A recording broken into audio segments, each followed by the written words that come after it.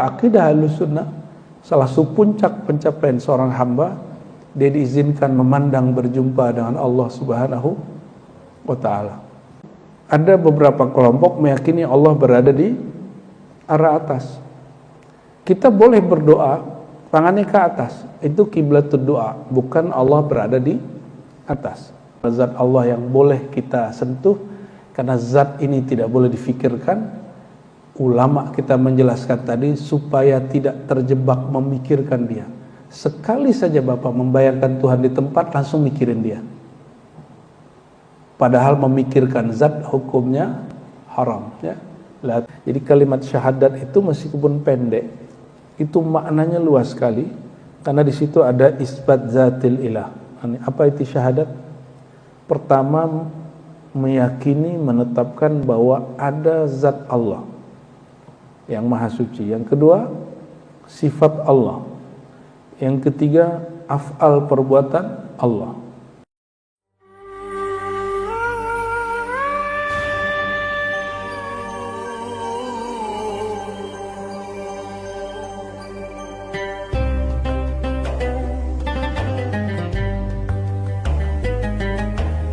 Baik, kita sudah menghantarkan pada bulan lalu siapa itu Ghazali, Tarjamatul Ghazali, namanya Muhammad bin Muhammad ya, Al-Ghazali. Dia nulis banyak kitab dan dia menjadi guru besar di Baghdad, di Nizamiyah, jadi di universitas tertua salah satunya di dunia itu setelah Tunis, ya. Tunis itu Zaituniyah, yaitu An-Nizamiyah. Nizamiyah ini ada di Naisapur, Iran, ada juga di Baghdad. Baghdad itu pusatnya. Imam Ghazali jadi profesor di sana, dan dulu profesor itu dapat gelar tergantung gelar yang diberikan oleh para pemimpin, para raja. Gelarnya Hujjatul Islam, ya, itu gelar. Satu majelis beliau dihadiri oleh 300-an ulama. Jadi yang hadir cuma ulama. Kalau sekarang ya mahasiswa doktoral. Yang hadir itu cuma orang-orang terpilih.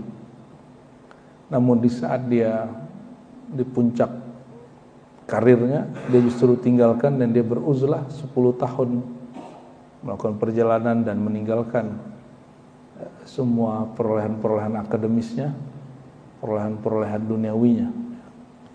Ini berbeda dengan imam setelah dia, yaitu Fakhrur Razi. Fakhrur Razi itu dia dapat gelar dari Raja Imamul Muslimin. Jadi orang-orang ngaji ke dia, orang-orang sowan ke dia. Satu kali ada yang nggak sowan sama dia, namanya Imam Najmuddin Al-Kubra. Najmuddin Al-Kubra nggak datang, ditanya, ini kenapa Najmuddin Al-Kubra nggak datang? Emang dia siapa? Gitu ya. Dijawab oleh yang datang, wah itu orang ahli sufi, ahli hadis, ahli sunnah yang dia bertasawuf. Mendengar kata tasawuf dia langsung kejar, oke, baik, saya ke sana. Sampai di sana dia kagum melihat Najmuddin Kubra, hatinya sangat lembut, kata-katanya sangat teratur, ya, tidak menyinggung orang, tidak ada kesombongan, tidak ada ego yang muncul. Bertanyalah Fakhruddin Ar-Razi, imam setelah Ghazali, bagaimana cara engkau mencapai makom seperti ini?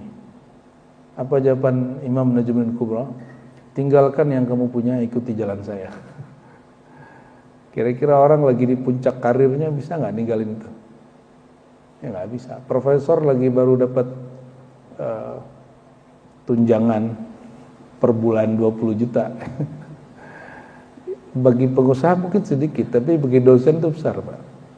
Besar sekali. Belum lagi gelar-gelar itu mentereng sekali. Profesor itu gelar-gelar yang hari ini menjadi berhala di kampus-kampus, ya. Ya, berhala yang sifatnya maknawi itu lebih berat hari ini. Ujian untuk para abdi-abdi kampus, ya. Apakah dia mengajar karena Allah atau mengajar karena gelar-gelar dan tunjangan-tunjangan tadi, ya. Kalau orang mengerti hakikat hidupnya, tunjangan itu fasilitas bagi orang yang menjalankan tugas. Jalankan tugasnya, maka fasilitas Allah beri. Jika pejabat diberi fasilitas oleh Allah, maka orang-orang yang mu'allim, jika dia menjalankan tugasnya, Allah akan berikan dia fasilitas tanpa dia sadari. Kita sudah mulai membuka kitab Imam Ghazali, bahwa beliau mengatakan bahwa alhamdulillahilladzi mayyaza asabatas sunnah bi anwaril yaqin. Ini sudah saya antarkan juga sebelumnya. Dan di sini dia menyebut kalimat bahwa ajaran yang dia ikuti ini adalah karena kemudahan dari Allah, yassara lahum iktifa atharis salafis salihin. Ya, karena Allah memudahkan kita mengikuti jalan athar bekas peninggalan dari salaf as-salihin. Jadi istilah salaf salih itu tidak hanya digunakan oleh kelompok tertentu, tapi juga digunakan oleh Imam Al-Ghazali. Ya. Imam Ghazali ini di zaman hidupnya tidak ada yang berani mengusirnya dan mengkafirkannya, menyesatkannya, karena kaidah pengkafiran dia yang nulis. Beda dengan sufi-sufi selain dia. Ini karena Imam Ghazali sufinya baru muncul 4 tahun, ya, baru karya-karya dia muncul 4 tahun sebelum wafatnya. Walaupun dia praktisi lebih dari 10 tahun sebelum wafatnya, dan sudah menjadi sunnatullah kepada orang yang membuka beberapa rahasia-rahasia Allah itu, dia akan diingkari. Maka meninggal Ghazali, baru kitabnya diingkari, dan ada beberapa tokoh di Maroko menyuruh untuk membakar kitabnya. Tapi orang yang nyuruh membakar itu malah kemudian dihantui oleh rasa takut dalam mimpinya hampir setiap hari. Ya. Terus kalau seperti Imam Ibn Arabi, Sufi, karena dia membuka beberapa rahasia di zaman hidupnya, dan dia dikafirkan orang. Tapi para Sufi ini diminati oleh para pejabat. Ibn Arabi langsung diminta oleh Raja Kaukaus menjadi penasihatnya. Barangkali itulah penyebab para Sufi-Sufi yang masyhur viral di zamannya itu, fuqaha ahli fikih menjadi iri kepadanya. Ini juga terjadi pada Sufi seperti Al-Hallaj. Pernah dengar Al-Hallaj yang seperti Syekh Siti Jenar, yang mengatakan anal haq ketika dia sangat ekstase. Dia juga sangat diminati oleh para menteri. Begitu juga As-Suhrawardi, itu menteri-menteri pejabat murid dia. Melihat seperti itu, ulama ini kan gak semuanya kolbunya betul-betul ulama. Ulama itu cuma gelarnya. Kalau kolbunya ulama, dia hanya takut kepada Allah, dan dia mengerti segala sesuatu bergerak dengan izin Allah. Tapi akhirnya Al-Hallaj dituduh sesat dengan ajaran-ajaran tertentu. Ya, ada orang nyalin kitab dia, lalu disisipin sesuatu. Lalu juga sama Surawadi al-Maktul dituduh juga begitu. Ibn Arabi bahkan digebukin orang sampai kemudian sakit-sakitan dan meninggal. Hanya Ghazali yang aman, Pak. Ghazali nggak ada yang berani mengkafirkannya, karena orang belajar kaidah mengkafirkan dari kitab dia. Nggak ada yang berani mengatakan dia ahli bid'ah, karena ilmu tentang bid'ah ada di kitab dia. Al-Mustasfa judulnya. Tentang takfir, pengkafiran, dia nulis judulnya Fadaih al-Batiniyah. Dia expose kekeliruan kelompok Batiniyah, Ismailiyah, Syiah, ya. Dan dia sebutkan di situ bahwa kekufuran itu 3 aja: ilahiyat, nubuwat, sam'iyat. Bab ketuhanan, bab kenabian, dan mengingkari apa yang dikabarkan dalam Al-Quran tentang alam gaib atau akhir zaman atau akhirat. Di luar itu maka tidak disebut sesat. Nah, kalau di MUI sekarang ada 11 ya, berapa kriterianya? Itu terlalu banyak. Akan banyak orang yang menjadi musuh MUI nanti. Kita berharap MUI merevisi itu. Jangan berlebihan. Cukup ikutin imam kita Hujjatul Islam Al-Ghazali, di 3 aja. menyalahi ilahiyat ketuhanan, ya, berarti meyakini ada Tuhan selain Allah atau menyangi Tuhan masuk ke dalam diri seseorang misalnya. Dan yang kedua nubuat, meyakini ada nabi selain Nabi Muhammad, seperti kelompok tertentu yang meyakini bahwa Mirza Ghulam Ahmad sebagai nabi, sebagai rasul misalnya. Atau yang meyakini Baha, bukan Gus Baha Pak, ada agama Bahaiyah sebagai rasul juga, dan lain sebagainya. Berarti ada nabi setelah Nabi Muhammad, itu juga keliru. Dan yang ketiga tentang berita yang dikabarkan Allah di dalam Al-Quran tentang akhirat. Adapun perbedaan tafsir terhadap sifat Allah, gak usahlah kita fatwakan sesaat, ya. Fatwa tentang perbedaan sunnah bid'ah gak usahlah, ya. Apalagi jika dalam bab fikih terjadi 4 mazhab, muncul 4 mazhab. Di thariqah sufi ada berapa thariqah di Indonesia Pak yang diakui? 40, itu kan yang diakui doang. Sedangkan di Mesir lebih dari 100. Artinya apa? Harusnya para praktisi tasawuf itu lebih luas pikirannya daripada ahli fikih.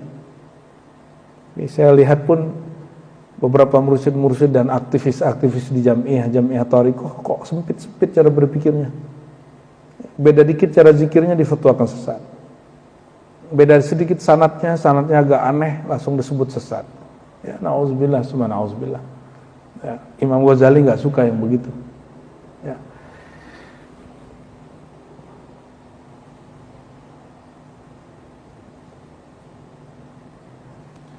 Kelompok salafus salih itu, kata beliau, i'tasamu min maqtayatil uqul bil hablil matin wa min syaril awwalin wa aqadihim bil manhaj al mubin. Jadi mereka berpegang teguh dengan kaidah-kaidah akal yang kuat, dengan Quran tentunya, hablul matin, dan dengan manhaj yang jelas, ya. Fajama'u bil qabul baina nata'ijil uqul wa qadaya syara'al mankul. Jadi ciri-ciri ahli sunnah salafus saleh, ajaran yang sesuai salafus saleh itu bukan pokoknya ini yang paling benar, nggak begitu. Pokoknya selain ini bid'ah, nggak begitu. Justru ciri-ciri ahli sunnah itu jama'u baina nata'ijil uqul wa qadaya syara'al mankul. Mereka mampu mengcombine antara kaidah-kaidah akal yang sahih dengan kaidah-kaidah syariat yang diriwayatkan. Utahaqqaqu, lalu mereka menerapkan anna nutqa bima ta'abbadu bihi min qawli la ilaha illallah Muhammad Rasulullah laisa lahu ta'il, ya. Jadi menerapkan la ilaha illallah, ya. Dan dikatakan mahsul illam tatahaqqaq al-ihata bima tadur alaihi hadhihi syahada min al-aqtal wal usul wa arafu anna kalimat syahada ala ijaziha tatadamanna. Jadi kalimat syahadat itu meskipun pendek, itu maknanya luas sekali, karena di situ ada isbat zatil ilah. Apa itu syahadat? Pertama, meyakini, menetapkan bahwa ada zat Allah yang maha suci. Yang kedua, sifat Allah. Yang ketiga, af'al perbuatan Allah. Itu kalimat syahadat la ilaha illallah. Jadi dalam la ilaha illallah terkandung 3 hal itu. Meyakini Allah zatnya wujud, sifatnya nyata, sifatnya jelas, dan juga yang ketiga af'al perbuatannya. Adapun syahadat nubuwah risalah itu mengandung makna, kata beliau, isbat sidqir rasul, meyakini bahwa rasul itu benar. Wa alimu anna bina al-iman ala hadhil arkan, ya. Dan mereka mengetahui bahwasannya iman itu terbangun dalam 4 pilar. Nah, ini yang akan kita kaji di kitab ini, ya. Nah, ini di fasal muqaddimahnya beliau mengatakan ada 4 daripada inti ajaran Ahlus Sunnah yang terkandung dalam syahadat. Pertama, ar-ruknul awal fi ma'rifati dzatillahi ta'ala wa madarihi ala asyrati usul. mengenal zat Allah itu, ini mengenal zat Allah semampu kita, bukan sebagaimana Allah sebenarnya, tapi semampu kita. Itu mencakup 10 hal. Coba Bapak Ibu perhatikan, wahiyal ilmu biwujudillahi ta'ala wa qidamihi wa baqaih. Pertama, ilmu tentang bahwa wujud Allah itu wajibul wujud. Apa arti wajibul wujud?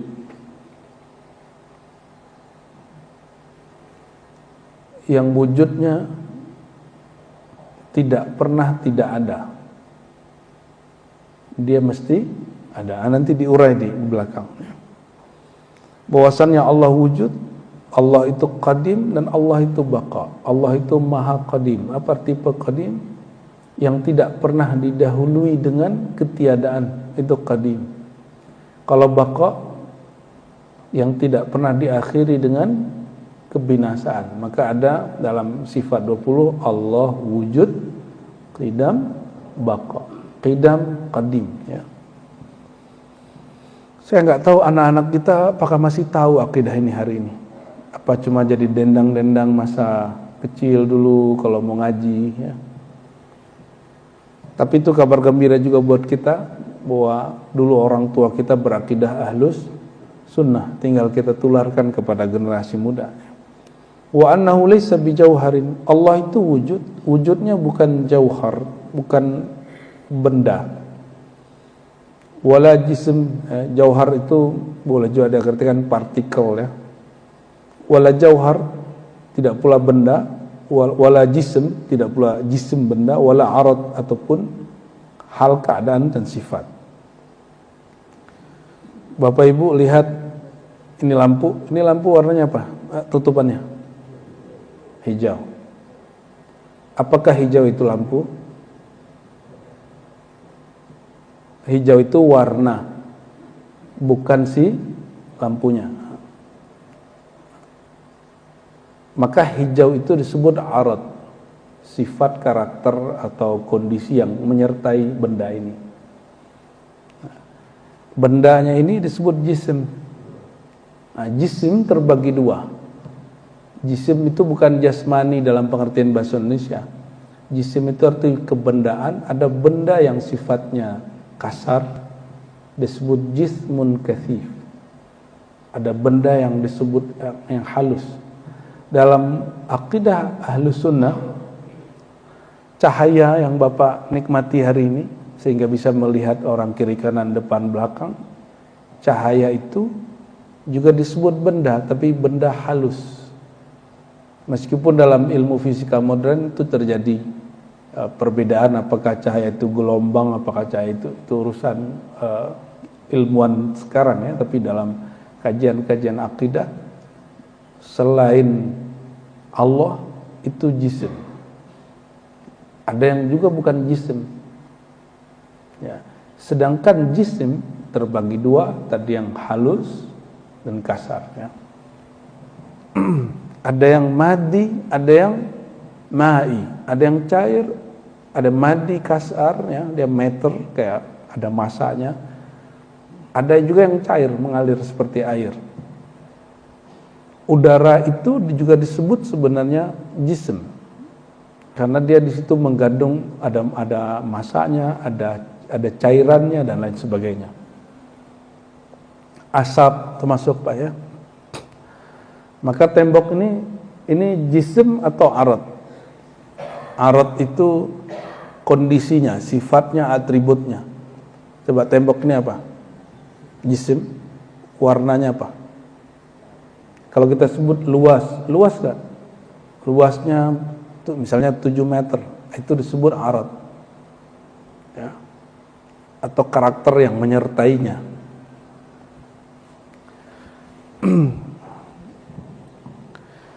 Tapi perlu diingat, karakternya bukanlah dia yang sebenarnya. Hijau yang menjadi warna si lampu bukanlah lampu itu. Jadi kalau disebut sifat Allah alim, ya, maka itu hanya sifat. Ilmu bukan zat Allah, tapi ilmu itu hanya sifat Allah. Jadi Allah mengetahui sesuatu dengan ilmunya, bukan dengan zatnya. Allah memandang sesuatu dengan basornya, sifat memandangnya, bukan dengan zatnya. Tapi sifat-sifat itu ada pada zatnya. Itu maksudnya. Bisakah memisahkan hijaunya dengan benda ini? Tidak, nggak bisa ya. Bisakah memisahkan ukuran dengan zat yang punya ukuran? Benda yang punya ukuran kan nggak bisa, dia melekat. Tapi ukuran itu bukan benda itu. Ya. Meja ini anggaplah 1,5 meter panjangnya. Panjang 1,5 meter bukanlah meja, tapi ukurannya meja. Ya. Dan dia melekat. Ya. Ini mendekatkan faham, bukan berarti Allah ini sama dengan benda-benda ini. Allah Maha Suci dari benda, ini hanya sekedar perumpamaan. Allah laisa bijauhar wala jism wala arad. Allah itu bukan partikel, baik yang disebut atom kah atau hari ini kuantum kata orang, bukan. Itu bukan Allah. Itu bukan Allah. Kalaupun mau nyambung-nyambung yang mirip dengan kuantum itu yang berkait dengan ruh. Tapi enggak tepat-tepat juga ya. Cocok logi jadinya. Maka kita nggak mau juga cocok logi dalam beragama. Ya. Emang yang cari yang cocok, jangan cocokin. Wa annahu subhanahu wa ta'ala laisa mukhtassan bijihatin. Nah, ini perhatikan, ini akidah salafus saleh. Bahwasannya Allah Ta'ala karena dia Maha Suci, Maha Qadim, sudah ada sebelum tempat, sudah ada sebelum ruang dan waktu. Maka hukum ruang waktu tempat tidak berlaku padanya. Nyambung? Wa anna subhanahu ta'ala, bahwasannya Allah Ta'ala laisa mukhtassan bijihatin, tidak berada di suatu arah yang khusus, seperti diyakini oleh ada tokoh ya di zaman sebelum Imam Ghazali, namanya Utsman bin Sa'id Ad-Darimi. Jadi ada dua Imam Darimi. Ada Darimi pengarang kitab Musnad atau Sunan Darimi, Kawat Ghazali, dia ahlu sunnahnya murni. Ada Utsman bin Sa'id Ad-Darimi, akidahnya agak nyampur dengan akidah ahlu tajsim, yang menjisim, membendakan Allah. Dia meyakini bahwa Allah berada di atas. Jadi Allah itu dibatasi oleh dua hijab yang besar, kata dia. Di bukunya ada dua kitab dia tentang masalah ini, Ar-Raddu alal Jahmiyah, dan ada satu lagi ya. Itu dia mengatakan Allah itu berada di arah atas. Allah berada di arah atas. Asbab dialah kemudian Imam Ahmad diisukan meyakini hal serupa, padahal Imam Ahmad tidak pernah mengatakan itu. Ahmad bin Hanbal Hanbali, ya, karena dia mengklaim pernah ngaji kepada Imam Ahmad bin Hanbal, tapi pas kita cek Imam Bukhari nggak pernah meyakini itu. Para Imam Bukhari ngaji langsung ke Imam Ahmad. Ada Imam Zakaria As-Saji itu langsung berguru ke Imam Ahmad. Imam Ahmad tidak pernah mengatakan itu. Karena Imam Ahmad ini bin Hanbal murid Syafi'i, Syafi'i murid Malik, Malik terus ke Nafi', Nafi' ke Ibnu Umar, langsung kepada Nabi Muhammad sallallahu alaihi wasallam. Maka perhatikan Bapak Ibu, hari ini ada beberapa kelompok meyakini Allah berada di arah atas. Kita boleh berdoa tangannya ke atas, itu kiblatud doa, bukan Allah berada di atas. Bapak sujudnya ke atas atau ke arah Ka'bah, ke barat? Ke arah Ka'bah. Apakah Allah di Ka'bah? Allah tidak di Ka'bah. Terus kenapa kita mengarah ke sana? Itu kiblatus shalah. Kiblatnya salat. Kalau doa kiblatnya ke langit. Maka disebut Nabi jika berdoa dengan membuka telapak tangannya, dan Nabi jika berlindung dari bala, Nabi berdoa dengan punggung tangannya. Jadi kalau doa tolak bala, tangannya dibalik aja, nggak usah malu. Itu sunnah Nabi Muhammad SAW. Kalau ada ustadz bilang itu nggak ada, berarti dia nggak baca sunnah Nabi. Walaupun ustadznya di brand ustadz sunnah, ya, berarti dia nggak baca sunnah Nabi. Ada dalam Sunan Abi Daud, kitab hadis ketiga, Bukhari, Muslim, Sunan Abi Daud, dan disebutkan bahwa Nabi jika berdoa dengan telapak tangannya, jika berlindung dengan punggung tangannya. Bukan berarti Allah di bawah. Kalau berdoa begini, berlindung Allah di bawah enggak? Kalau begini memang Allah di atas, kan enggak juga. Sama kalau kita mengatakan asyhadu alla ilaha, menyimbolkan begini, ini bukan berarti Allah di atas. Ini simbol tauhid. Satu, la ilaha. Makanya kita kalau tasyahud, tangan kita asyhadu alla ilaha. Coba kalau ada orang mengejek beberapa ulama-ulama Ahlussunnah ketika kamu tidak meyakini Allah di atas, tapi kalau syahadat kok tangannya nunjuk ke atas. Loh, kalau duduk tasyahud nunjuknya kemana, Pak? Apa Allah di depan?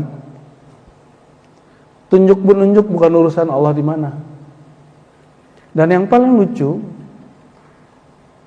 ada yang meyakini Allah itu di atas karena mengikuti anak kecil. Apakah dalil fitrah anak kecil? Jadi beberapa ustadz yang mendoktrin jamaahnya bahwa Allah itu berada di atas, coba tanya anak kecil, Tuhan di mana? Karena anak kecil itu punya fitrah yang salimah, katanya gitu. Punya fitrah yang lurus. Kata mereka, Tuhan itu di langit. Assalamualaikum ya Sayyidi ya Rasulullah. Sejak kapan kita berakidah nanyanya ke anak kecil?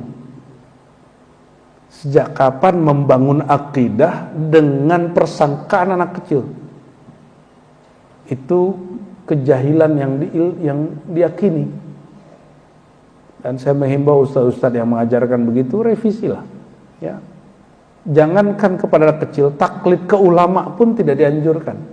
Apalagi taklid kepada anak kecil. Ya, ini perkataan ulama salafus saleh yang diringkas oleh Imam Ghazali. Kata beliau, wa annahu subhanahu wa ta'ala laisa mukhtassan bi jihatin. Allah tidak dikhususkan di suatu arah.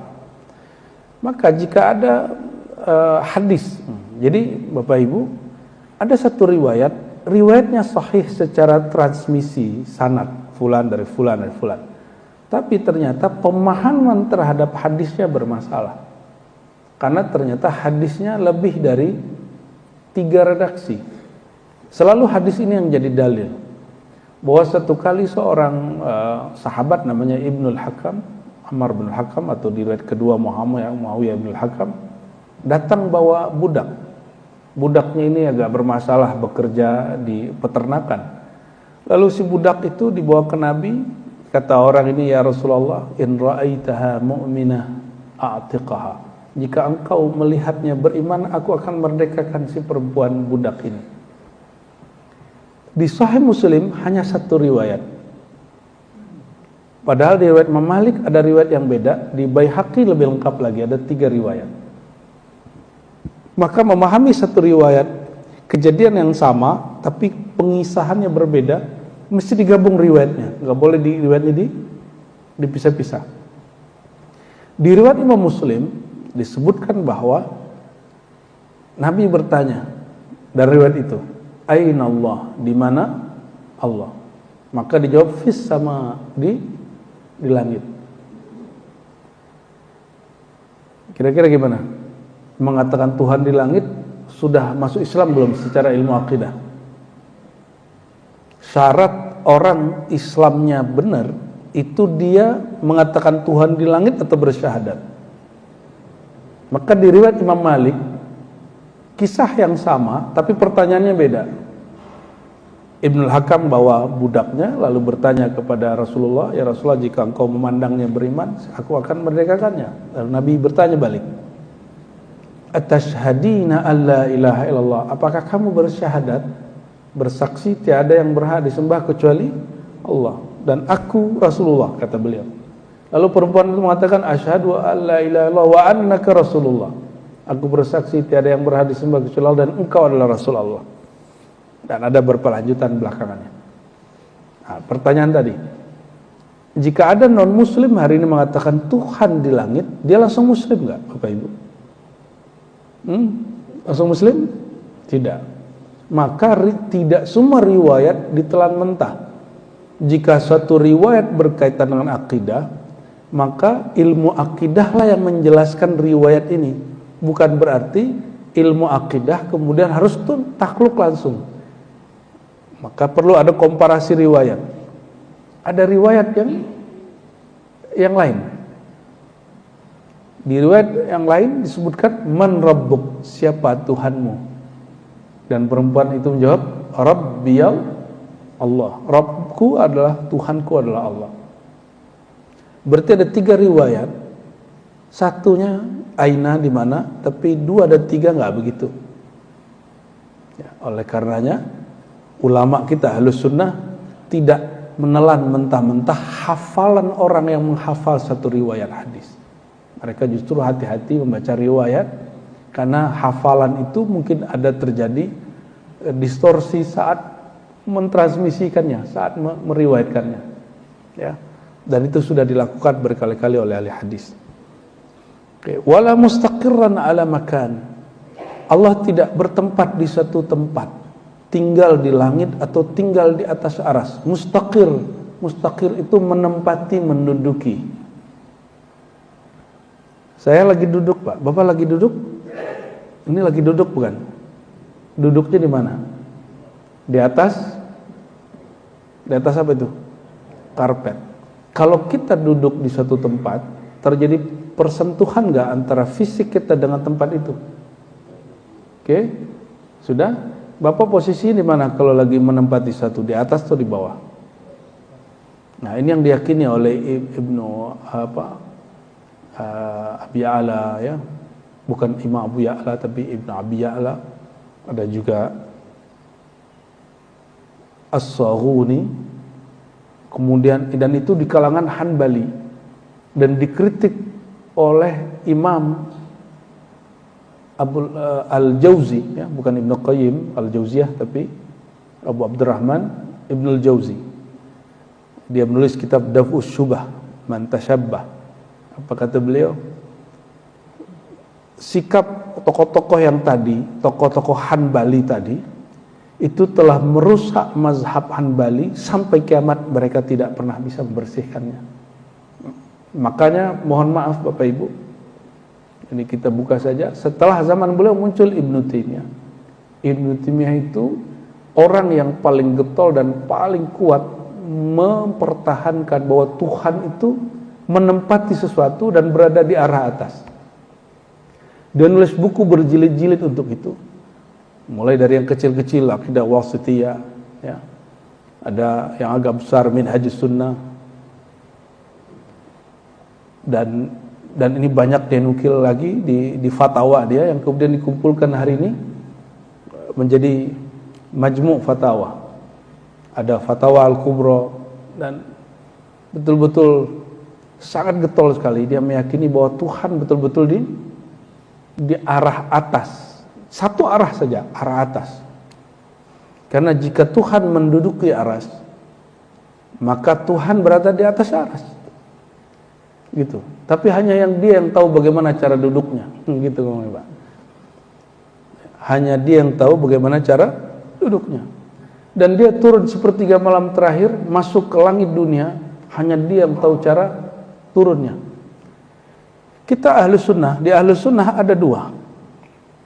Teks begini dibiarkan saja dan serahkan kepada Allah, karena Allah bukanlah benda, Allah bukanlah partikel, Allah bukanlah suatu atribut karakter yang ada pada makhluk.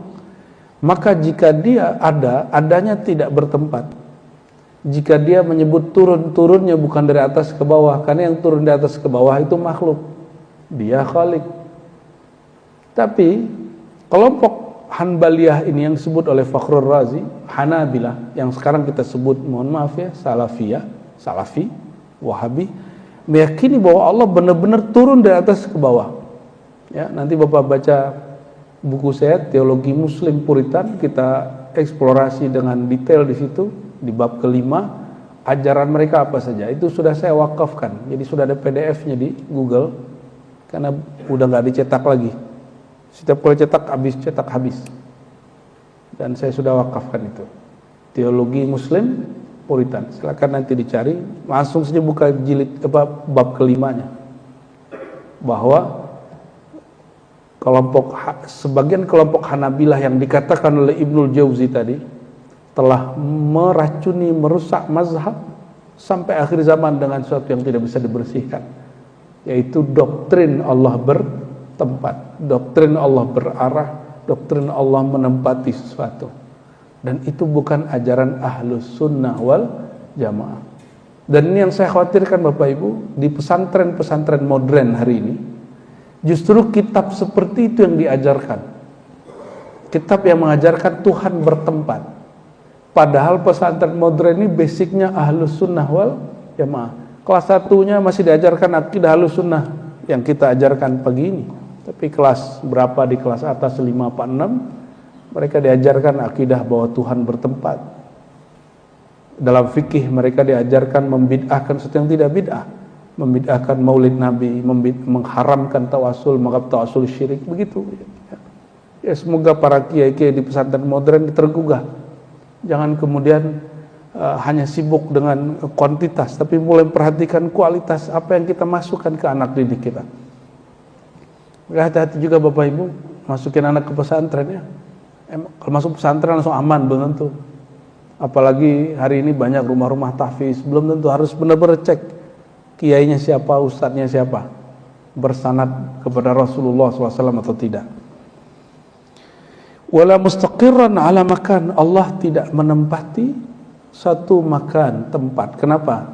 Karena dia sudah ada sebelum tempat. Tempat itu makhluk, dia khalik. Setelah menciptakan tempat, maka dia tidak perlu tempat.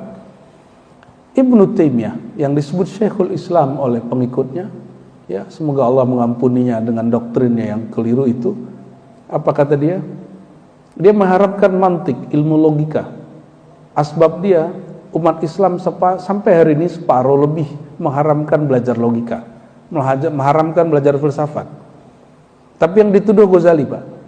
Karena Ghazali umat Islam mundur. Padahal yang membuat logika filsafat diharamkan siapa? Ibnu Taimiyah. Kalau Ghazali justru merapikan logika dan memilah filsafat mana yang baik, mana yang tidak baik. Kalau Ibnu Taimiyah dihantam semua, diharamkan semua, tapi dia menelannya mentah-mentah. Apa kata Ibnu Taimiyah? Ini pakai kaidah silogisme tapi keliru. Ya, segala sesuatu yang ada mesti bertempat, mesti ada di ruang dan waktu. Allah itu ada, maka dia mesti bertempat. Ini logika yang dibangun siapa? Ibnu Taimiyah. Ini yang dia nukil dalam kitab itu 5 jilid, Dar'u Ta'arud, menolak kontradiksi antara akal dan nakal, riwayat. Dia mengharamkan mantik. Di mantik gak begitu. Allah Ta'ala ya bukanlah jisim. Ya, jisim itu bertempat. Karena Allah bukan jisim, maka Allah tidak bertempat. Tidak berlaku hukum tempat, hukum ruang padanya. Sedangkan Ibnu Taimiyah punya logikanya kebalik. Karena dia mengharamkan logika dan mantik, premis-premis itu, apa yang terjadi? Dia mengatakan setiap yang wujud itu bertempat. Allah itu wujud, maka dia pasti bertempat. Dan dia mengatakan apa? Siapa yang meyakini Allah tidak bertempat, meyakini bahwa dia tidak ada. Jadi Bapak kalau nggak percaya nih Tuhan tidak bertempat, berarti Bapaknya ateis semua.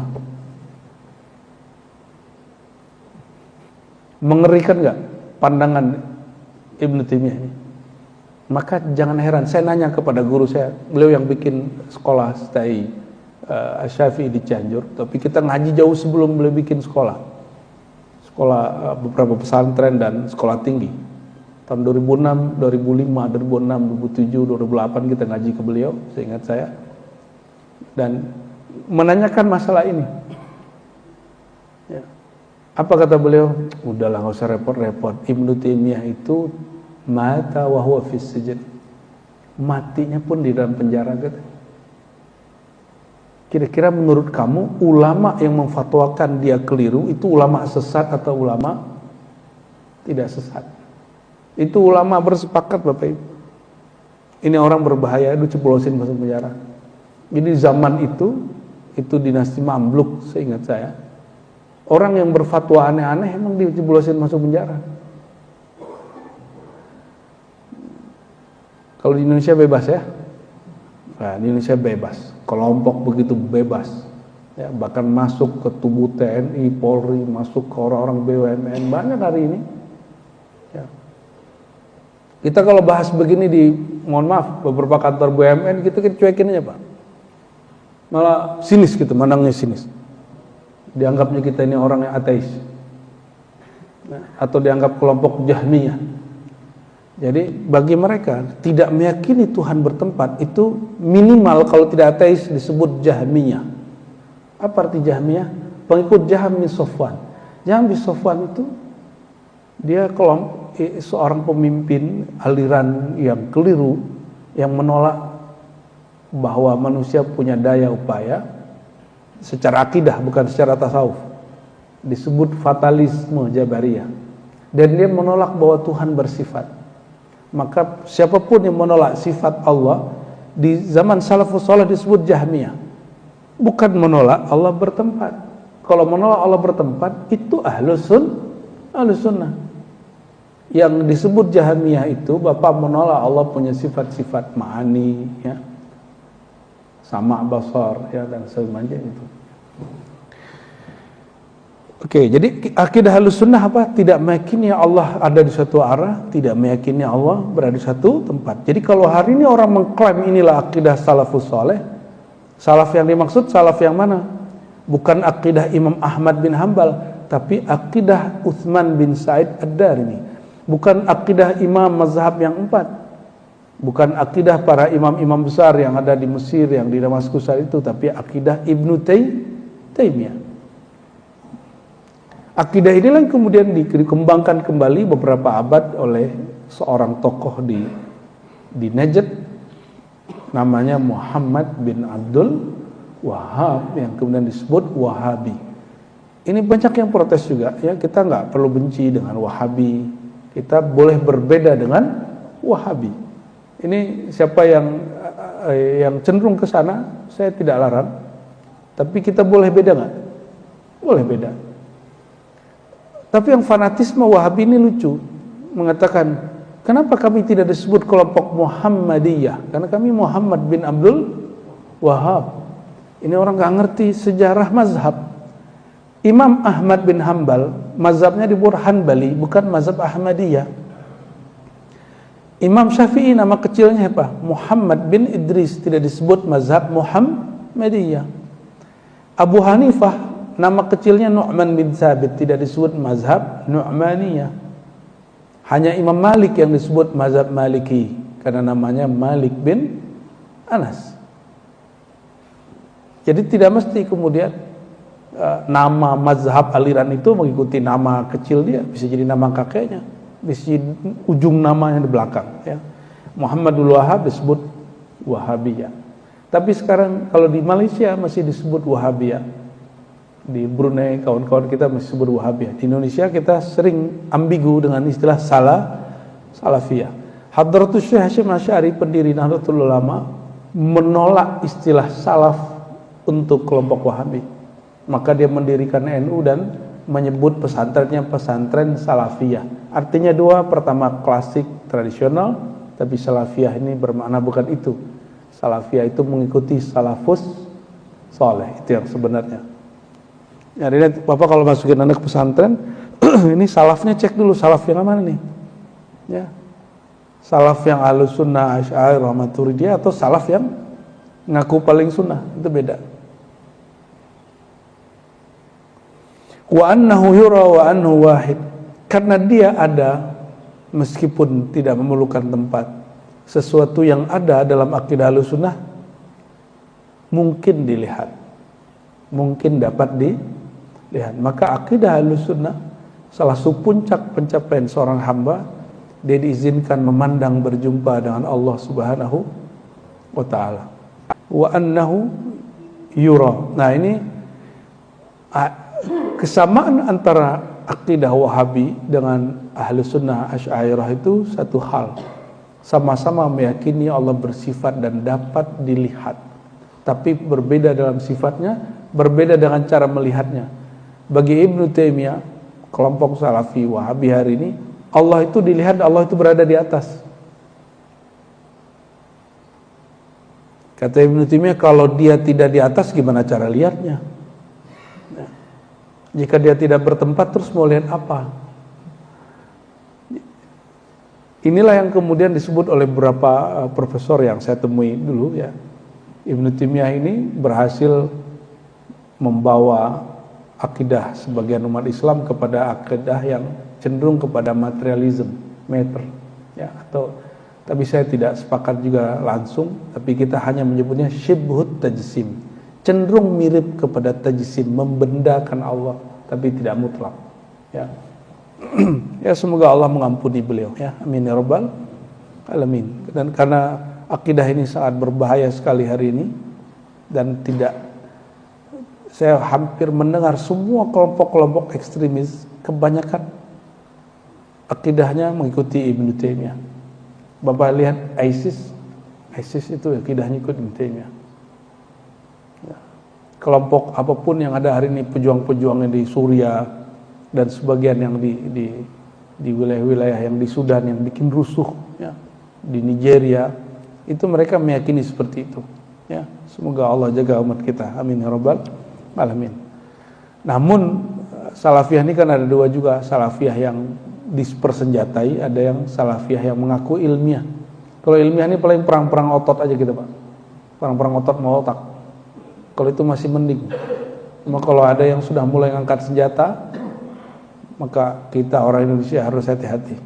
Ya, harus hati-hati benar. Ya, semoga Allah masih jaga negeri. Amin ya rabbal alamin. Jadi itu cara meyakini bahwa Allah, meyakini zat Allah, bahwa zat Allah wujudnya ada sebelum tempat, sebelum arah, sebelum waktu, maka dia tidak memerlukan arah, waktu dan tempat. Allah sudah ada sebelum aras. Aras itu makhluk terbesar yang Allah ciptakan, meliputi langit dan bumi. Setelah Allah menciptakan aras, apakah Allah perlu duduk di atas aras? Perlu nggak? Dia kan konstan. Dia dulu, sekarang dan nanti sama. Dia sebelum menciptakan aras ada tanpa tempat, maka setelah menciptakan aras dia tetap ada tanpa tempat. Itu makna wahdahu la syarikalah. Wujudnya tidak perlu ada syarikat kepadanya, tidak ada yang perlu menyokong wujudnya. Oleh Imam Asy'ari ada kalimat, dia bersemayam istawa alal ars, tapi bukan dia memerlukan aras, araslah yang memerlukan dia. Gitu ya. Yang perlu aras Allah atau aras perlu Allah? Aras perlu Allah. Ini baru satu paragraf Pak. Udah syuruknya jam berapa? Sudah syuruk ya.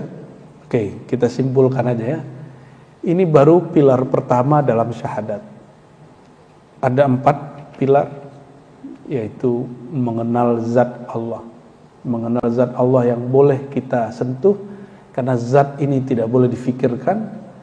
Ulama kita menjelaskan tadi supaya tidak terjebak memikirkan dia. Sekali saja Bapak membayangkan Tuhan di tempat, langsung mikirin dia. Padahal memikirkan zat hukumnya haram ya. La tatafakkaru fi dzatillah, jangan berpikir terhadap zat Allah.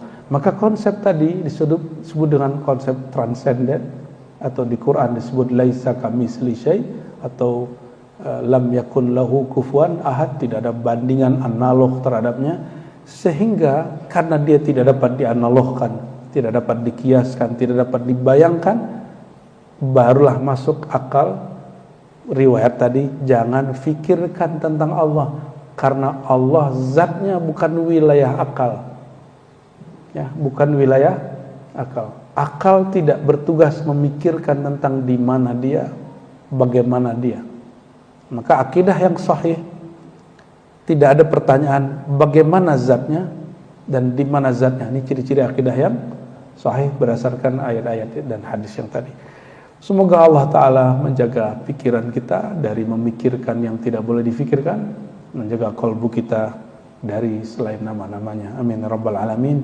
Allahumma tahhir qulubana bi asma'ika wa tahhir asrarana bi sifatika warzuqna musyahadataka. Amin ya rabbal alamin bihaqqi sayyidil mursalin. Allahumma ya Allah, jagalah hati kami, jagalah sir kami, jagalah ruh kami, jagalah jiwa kami daripada sesuatu yang membuat kami berpaling dari selainmu. Allahumma inna nas'aluka khaira hadzal yaum. Ya Allah, kami memohon kebaikan, keberkahan di pagi ini, keberkahan di dalamnya dan setelahnya. Lindungilah kami dan keluarga kami dan semua yang hadir pada pagi ini dari keburukan hari ini yang ada di dalamnya dan juga yang ada setelahnya. Allahumma inna nas'aluka al-khaira kullahu mimma 'alimna wa ma la na'lam. Ya Allah yang Maha tahu semua kebaikan, kami memohon kebaikan yang ada di sisimu, kebaikan yang kami tahu ataupun kebaikan yang tidak kami tahu. Dan lindungi kami, keluarga kami dan semua yang hadir pada pagi ini ya Allah, dari keburukan yang kami tahu dan keburukan yang kami tidak tahu. Allahumma inna nas'aluka asyauq ila liqa'ik. Ya Allah, kami bermohon dengan apa yang dipohon oleh Rasulullah SAW, yaitu doa beliau mengatakan, ya Allah, kami memohon, berilah kami rasa rindu untuk berjumpa kepada Engkau, untuk berjumpa dengan Engkau. Allahumma inna nas'aluka syauq ilaik wa nas'aluka ridhak wa nas'aluka an tunjiyana minan nar birahmatika ya arhamar rahimin. Rabbana atina fid dunya hasanah wa fil akhirati hasanah wa qina adzabannar. Walhamdulillahi rabbil alamin. Assalamualaikum warahmatullahi wabarakatuh.